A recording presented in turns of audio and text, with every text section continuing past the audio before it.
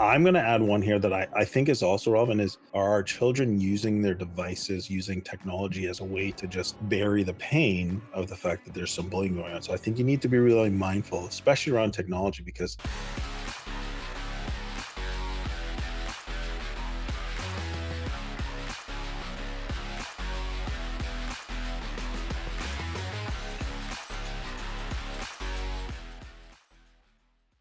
What is up, everybody? It's Ed Gow Jr. from Dad Central, of Dad Central, loves Dad Central, and my partner with the growth in the summer, facial growth in the summer, by the way. What's up? hi, Drew Solon of Dad Central. Yeah, what's up is it's vacation mode, man. I got only a week or two before school starts, so I want to enjoy the summer and be relaxed. So maybe that's what's going on. What's going on with you? A little bit of this, a little bit of that, and as I say, some people would say, trying to make a dime out of a quarter. So just do what you got. But let's get to it as always. You are watching or listening to Dad Central, parenting podcast to reduce stress and build confidence in fatherhood. And as always, our show is sponsored by Dove Men Plus Care. Dove Men Plus Care believes that care is the best of a man. And because when men care for themselves and others, there's a positive impact. And I'm looking forward to our conversation point today. We're going to be talking about navigating bullying and social challenges. And for many people, it's back to school time when you're going to be watching this. And we want to acknowledge that bullying and social challenges affect many families and can leave dads feeling unsure about how to best support their kids. So we're going to share today practical, compassionate guidance for fathers. I also want to just kick it off with a definition of bullying. And I know everyone has their own definitions of bullying, but this is what I've come up with. Bullying, when it comes to kids, is any repeated intentional behavior by one child or a group of children that is meant to hurt, intimidate, or control another child who has less power. Bullying can be physical, verbal, social, and even digital, which is a big thing these days. And it causes harm, fear, or distress to the child being targeted. So, Drew, this is a really important episode, especially in these days of cyberbullying. Want to add in, if you can, some effects or some general comments before we get into our conversation today? Yeah, so bullying certainly is challenging, and I actually think we see a lot more of it today. I think there's more awareness, but I actually think we see a lot more of it. And so this is where I, as a father, think I want to obviously help equip and prepare my children should they face a bully, but I also want to ensure that they are getting what they need met at their needs met at home, so that they will not perpetuate any form of bullying either another person. And I think we see it all over the place. We see it in the workplaces. We see it. So certainly a relevant topic. So specifically the impacts. So this is from stopbullying.gov. Yes, I know US-based resource, but it's things like depression and anxiety, increased feelings of sadness and loneliness, changes in sleep and eating patterns, loss of interest in activities that children used to enjoy. And the reality is that these issues, they can start in childhood from bullying, but they can also persist into adulthood. In fact, I was doing a little bit of research before this, and one of the sites that I found, it says that it can also affect a child, their teen self-image, their social interactions, their school performance, and can lead to mental health problems. But I think where was it? It was, where was it? I think it said it can persist up to 50 years later. I mean, that's significant. So this is something that, these are really detrimental, right? They affect mental health, they affect emotional health, they affect your overall long-term well-being. It can even affect your work performance. So there's some significant effects of bullying. Yeah, I love how you shared there, and the effects can be long-term. And on many an episode of our show, we share that, some of the impacts today can be sometimes lifelong in children as they go into teenage and adults. So the bullying can have a not positive effect for a long period of time. So we're looking forward to getting right into it. Three areas we're going to cover today is recognizing the signs, supporting your child effectively, and equipping kids with tools. So let's kick it off with recognizing the signs, Drew. What are So, some key? Ed, before we get into recognizing the signs, I had a quick question Yeah, for you. Have yeah. you ever experienced bullying in your life or when you were a child? Unfortunately, not, because I was always the biggest child in public school Okay. and in junior. I never really, not bullying, but prejudice, yes, but not bullying. But maybe bullying is Okay. a sign of prejudice. Prejudice is a sign of bullying, right? So Okay. that's a whole Uh, other conversation. So, but not bullying per se, not physical. And as I look back quickly, not really much emotional. No, no, okay. So then let me ask you the flip question. Did you ever bully somebody? no. Last time I was in any sort of area like that was good story, quick story, grade 6 Christmas party. A gentleman, I remember his name to this day, but I won't give it out on the show here because he may come back at me. He was a bully of the school. He bullied me at one day and called me a name that was not a good one. And we got in a fight. I beat him up and he got into trouble. Okay. All right. So don't mess with that. Otherwise, Yeah. look where you'll end up. That's the Moral of that last story. physical, that's the last physical fight I was in back in Yeah. grade 6. Yeah. Okay. Interesting. Yeah, I was just curious. And I don't know how many of our listeners could be on either side of it if they were bullied or experienced bullying, or were the bully, I guess, when they were younger. And as we were prepping for this episode, that's really what came to mind. I was like, man, what was my experience like? Mm-hmm. So I just thought it'd be interesting to talk briefly about our personal experience. And then, of course, we can go through the recognizing signs, how to support your child No, effectively, and great then question. equipping kids I with don't, tools. So, yeah, no, I haven't been asked that question in a long time. So good question, Drew. Good question. Let's go for yeah. it. So Yeah. let's talk Well, about thanks. recognizing the signs. Yeah. So there are some key indicators that they could indicate bullying, but they can also indicate other things. So it's really just this about the idea of being aware and attentive to your children's sort of normal state and where there might be some changes and things like, do you see sudden mood changes in your children? Now, I've got your preteen daughters who are going through significant changes. Yeah, sometimes I see some sudden mood changes. So you have to be mindful of these. How about withdrawal? Right, not engaging in the way that they're accustomed to, not normally. Maybe I also really want to avoid school, or they don't want to deal with the regular activities. Like they're always interested in. I guess my daughters were say all of a sudden, Dad, I don't feel like going to horseback riding today. But what?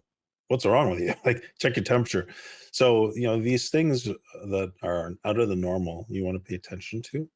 Of course, there's things like unexplained injuries, or all of a sudden, things that your children, have are gone. They just disappear. Their belongings are lost. Those can be signs that somebody is obviously targeting them. There could be things like a drop in grades, or just a general interest in any type of hobbies or interest in engaging in the things that they would normally engage in. I'm going to add one here that I think is also relevant is I think an overwhelming focus on just having technology or being sort of so engrossed and so consumed in a particular technological aspect is a form of escape. And so I think that that's another thing that we need to be mindful of in this age of technology is that are our children using their devices, using technology as a way to just bury the pain of the fact that there's some bullying going on. So I think you need to be really mindful, especially around technology, because you might just think, oh, they're really into, but it could be in a form of escape. So those are some of the signs that are both from research as well as maybe a little our perspectives there too. But anyways, Ed, you want to add a few things there? Yeah, I like how you added on the whole technology piece because especially with social media, the whole FOMO, fear of missing out, not being part of something or feeling like, oh, because I'm not like that person or that image, I'm not of value. And again, also too, whether it's digital or in person, peer pressure, feeling left out, struggling with friendships, a lot of those things. And it's back to school time now, but when this is going to go live, is going to start again. You may have one of your children or a child that's going from public school to high school or junior high. You may have a child that's going from junior high to a school where they don't know anybody. So all those things can lead to bullying, feeling left out.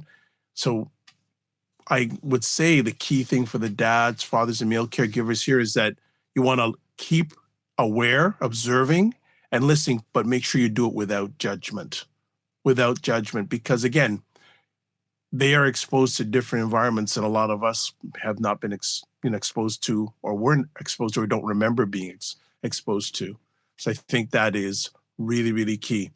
Let's move on to our number 2 point here. So So, one more yeah, practical tip. So, Des, I think if you are in a relationship with mom, or you have access and can communicate effectively with mom, moms are generally, this is a gross generalization, a little more in tune with the kids' sort of emotional state or their states in general than mm, sometimes dads are. And I think your goal should be to work really closely, or to listen very well to your partner or the child's mom when it comes to any possible changes or any things that they are noticing. Because I think they're going to most likely suss it out before you might. I'm not saying you may be a super attentive and aware dad, so please don't take this other. I know that Kristen will say things to me, and I'll be like, oh man, that didn't even enter my mind. And then I'll start to pay more attention, and then I'm like, man, I think she's onto something here. I think she's really right. So just knowing that there's some great intuition that our partners have. So a very practical piece is you got to work well and listen well to your partners or to the child's mom, because they often have a good handle on these things sooner than we might. And you want to support them. You want to listen well to them and be empathetic, as well as give time to the fact that this is a concern, and you're willing to say, I'm going to put my own focus and attention on it too, to help support you. I'll just add one other additional thing to that, and it's a quick thing. Not only listen for what your child is saying, but what they're not saying. Right. Just like what they're doing and what they're not doing. That can also add on to that. But Yeah. great add on, Drew. Let's move to our second point, supporting your child effectively. Yeah. So we talk a lot about creating emotional or psychological safety for our children. We, in one of our earlier episodes, or maybe less, if you listen to, we talk about using a very calm voice, not being overly reactive to things that our children do, ensuring that you look your children in the eye, that you pay attention to them, that you keep your level of distraction low when it comes to when it's time to be with your children, asking really good questions of your children, open-ended questions, and really listening and paying attention to their responses. All those are, I would say, daily like relationship maintenance or relationship building practices. And so to me, if you don't have that already, then you want to find one of those simple practices and begin implementing on a daily basis with your child or children, so that they begin to feel that it is safe for them to be who they are, and that they feel accepted, loved, and known by you without any form of judgment, ridicule, or just disdain about how they're behaving or what they're doing. And so that to me is, I think, an important part. Ed, you've got some great insights to share as well. Yeah, also teaching resilience and empathy without dismissing the pain as really important. And it can be easier said than done, but the resilience and empathy really come in handy. And also, too, when and how to intervene with teachers, schools, and other parents. So if you feel there's something not right with your child or children, make it a imperative thing to communicate with the school, with teachers, the principal. Is there bullying going on, and getting in contact with the parents of those who may be doing the alleged bullying is really important. Don't stay still. first, certainly the first and most important person to deal with is your child or children with that. Then deal with whoever is related to that incident in regards to parent, teacher, or school. Really important. And that is why I always say it's very important for dads, fathers, and male caregivers to have a relationship with your child's teacher. And even better if you can have a relationship with the principal of the school. Because remember, when the children, especially in school, they're spending more time at school than they are probably with you. So have a relation with those that come in contact with them on a regular basis is really, really important and provides to showing the support that your child needs, and also shows that you care, that you are going that extra mile to find out, okay, I want to find out what's wrong. Let me talk to everyone that isn't involved directly or indirectly with the situation. Very important. And one other thing we can do is we can role play with our children. We can, take on a particular path, and we can help them know how to handle different scenarios. I remember our conversation with Dr. Roberto Olivardia, Hmm. um, and he did a great job outlining how he role played with his son, not necessarily in a bullying situation, but more in a situation that helped him know how to handle people because he had ADHD, and how he was treated or responded to by people. So that's, I think, a similar principle, though. You help your child by putting them in these scenarios at the safety of home, and then debriefing it, and also giving them guidance and direction on, okay, here's how you'd handle it, and actually practicing it together. Yeah, that was one of many great conversations. If you want to catch it, just go into our archives. Really, really good chat. And finally, third point, equipping kids with tools. What's your take on that?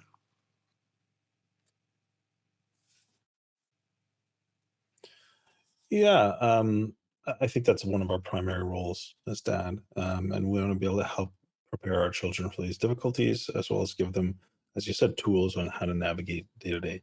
A healthy friendship or peer group with good quality individuals is probably one of the most valuable things that anyone would have. What do they say? You are the sum of the five people that you're closest to in your life. There's a common the quote, a rising tide lifts all boats. So not that you're micromanaging every aspect of your child's friendships, but you are teaching them what healthy friendships or healthy relationships look like, and you're helping them evaluate and self-select friends who align with or demonstrate the right type of values that I think are important. And I think that's something to do, or in finding them opportunities to engage with other individuals that are a little more positive, or creating positive peer groups for them.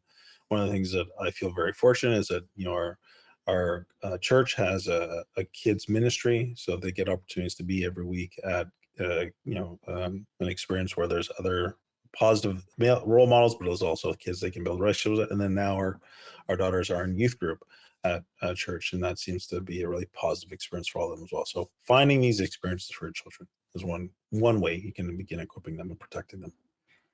Nice, nice, very nice, very nice. I'll just add on here about teaching your children the difference between assertiveness versus aggression. And what do I mean by that? I'll define each one very short and tight. Assertiveness is about standing up for yourself without putting others down.